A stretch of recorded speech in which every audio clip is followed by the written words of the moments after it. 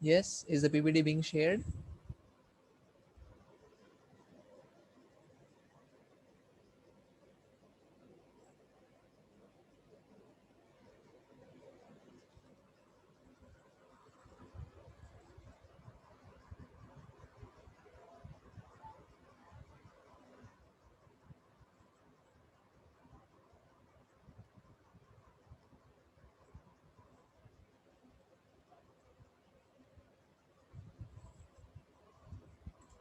I'm audible, right? Yes, sir, audible.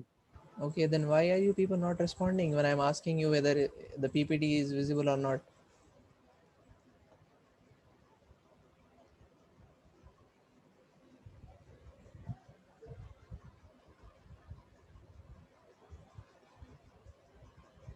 Still the same thing. Yes or no? Visible, sir. Visible, okay.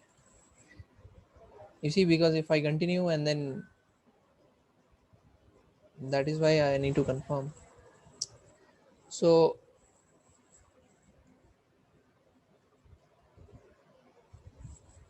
what we are trying to do here, right? There has to be a feedback, isn't it? That's a very important term, because to be able for this CNC machine to adapt to the conditions of the operation, there has to be a feedback, right?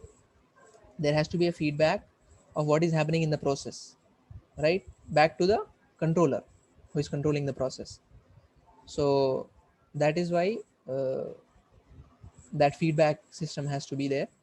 This is done by maintaining the process output variables by calculating either a performance level or machine constraints. So what we are trying to do is you are trying to maintain the process output variables, isn't it? On what are those output variables? Those are your cutting speed, feed, right? Or could be more of that. So, and two things here, either a performance level or machine constraints, because you have this topic in your fifth unit also. Half of your fifth unit is adaptive control, okay, technology. So we'll see that in detail when we come to that fifth unit, hopefully. So you have two things, okay, to briefly say that there are the adapt in practice the adaptive control system of machine tools can be classified into two types, right? Adaptive control with optimization, adaptive control with constraints. So what these two will do, okay, the first one, optimization. You see, when we are trying to say that we are trying to uh, maintain the cutting speed and feed based on the working conditions, like for example, uh, there may be a change in the material property, isn't it? When we are trying to turn, okay, when the CNC turning machine is trying to turn a workpiece, okay, there could be changes in the material property, right? Because we don't have ideal material, I mean, we don't deal with ideal materials, right? In the real world we have materials which are whose properties vary, there are impurities. So when that happens and you're trying to turn that part, there will be changes in the machine, in the process, right? The tool may shatter, I mean the tool may vibrate more if at all the hardness has increased at some point of the workpiece, isn't it? So examples like these, okay, there are many examples that we can give. There could be vibrations because of material impurities, or they could be vibrations uh, because of the coolant also, if at all there is no coolant. So to be able to control that, what we are doing is, in optimization, what you will do is you will select the most optimal uh, speed and feed, okay, based out of the material.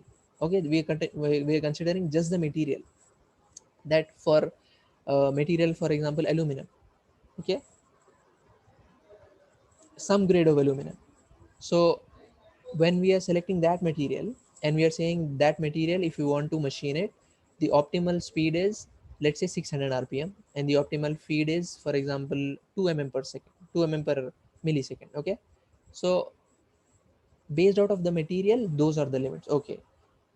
If you perform the process with that, uh, keeping the material in mind, okay, the optimal parameters of the material, then you can call it adaptive control with optimization. Okay, what is the second one? Adaptive control with constraints. What you are trying to do, you see, okay, the workpiece has an optimal speed and feed to be given. Okay, for you to machine the part, okay, in the best possible manner, you have a speed, okay, an optimal speed, that this speed is the best speed, we can say. So another thing is the feed of the tool as for the particular material. So that may not go well with the tool, isn't it? The material can the material's optimal feed rate is xyz, for example. But when it comes to the tool is also having some material, it has also got some constraints, that it can only handle feed rates of so and so, because if you increase the feed rate more, the temperature of the tool may increase. So there are tool constraints, isn't it? So that may be another problem. Okay, so you see, if you are considering constraints of the tool or the equipment itself, then that control, what we call is adaptive control with constraints. Okay, you see the two different things. In here you are only seeing what are the optimal values for the as for the material, right? But can you handle that? Can the tool handle it? We don't know, right? But in adaptive control with constraints, we are trying to include that also, that based out of uh, the constraints we have of the tool and the equipment, we will choose appropriate cutting speed and feeds. Okay, is that clear? That is why I wrote this is done by maintaining the process output variables. And how do you do that? By calculating either a performance level or machine constraints. So performance level, you see, as I even made it synchronizing with this color, that in here you're only checking for the performance level, in here you're checking for the machine constraints. Okay,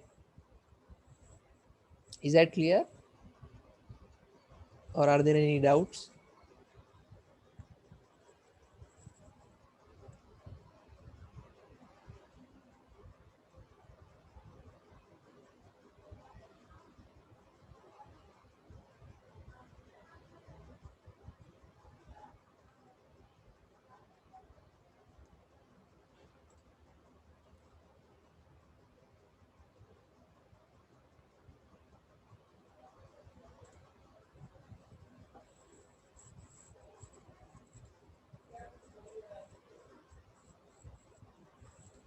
No doubts, right? So that is regarding your CNC adaptive control. Okay, you'll see, you see, a typical adaptive control machining system will look like this. I mean, how all things are coordinating with each other. You have a machine tool here, right? And we know that to drive the spindle, etc., we use servo systems, right?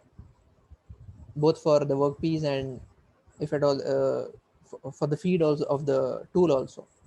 So that servo system, how is it controlled? It is controlled through a machine control unit, right? And how does the machine control unit knows how what to do? From the input commands, right?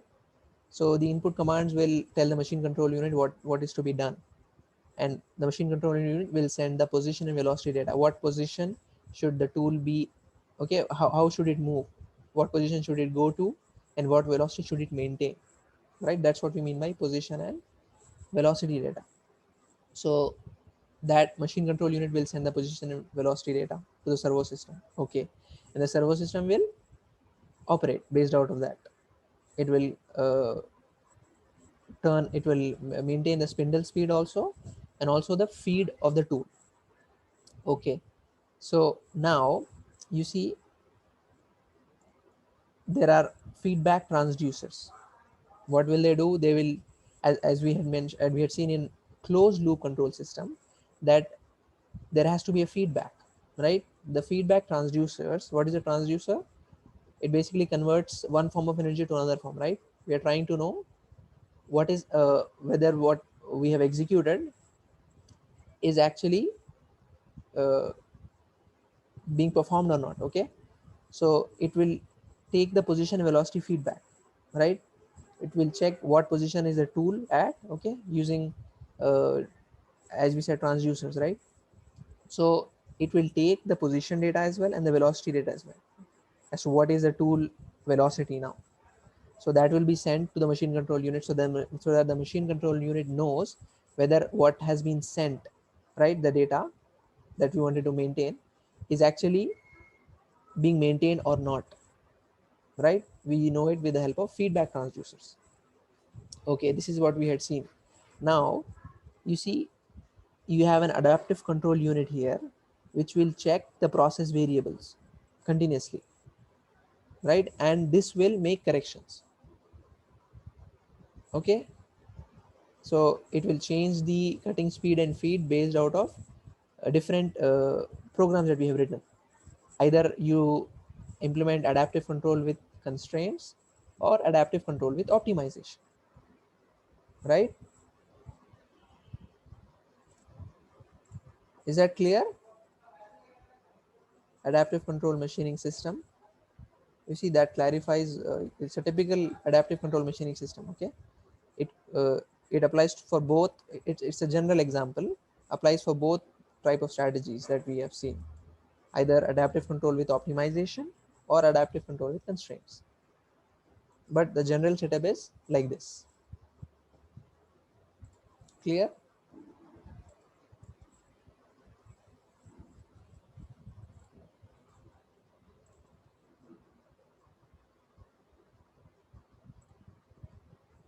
Okay.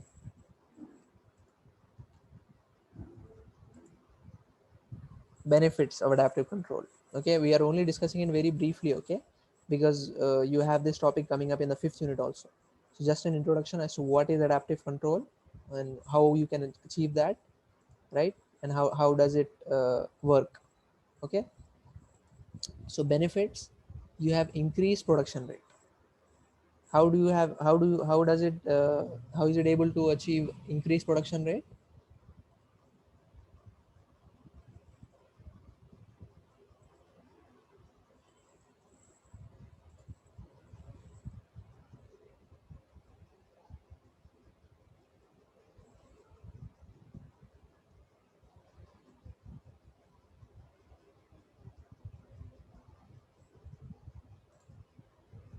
You see, because what we are trying to do is we are trying to minimize the delays, isn't it?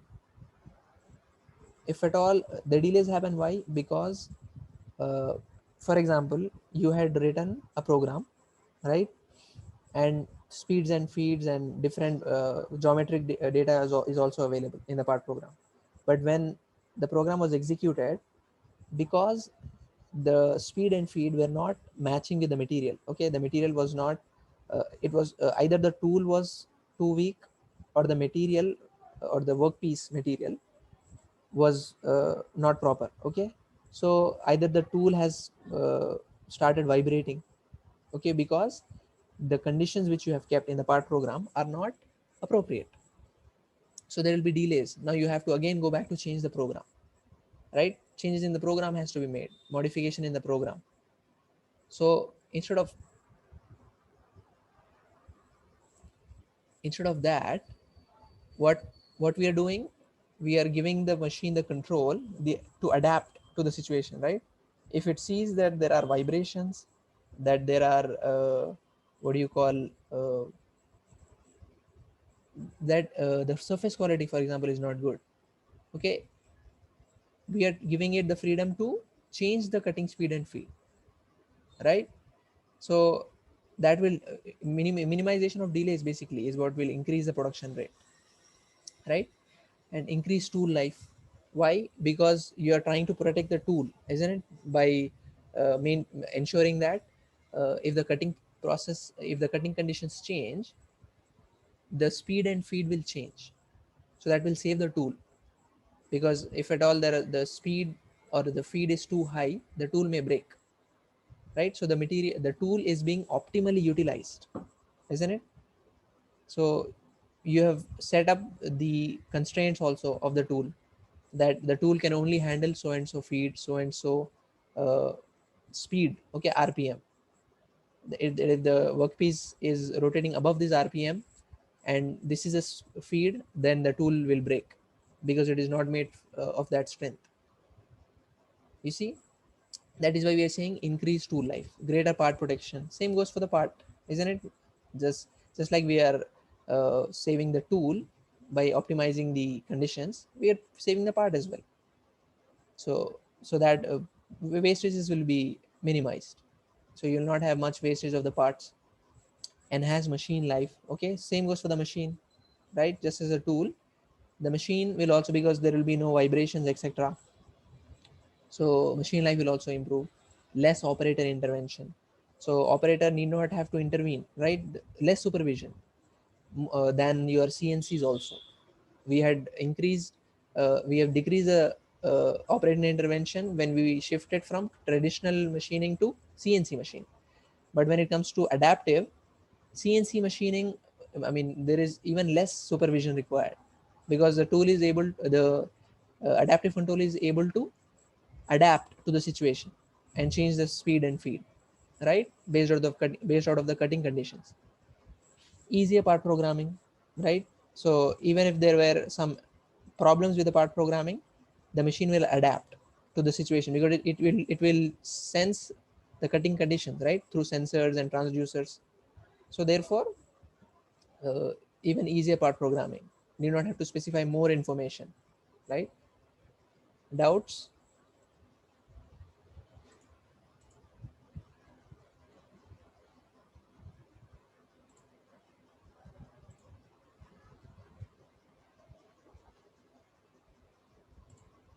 Okay, then I'll end the class. Okay, you can join your next class. Thank you.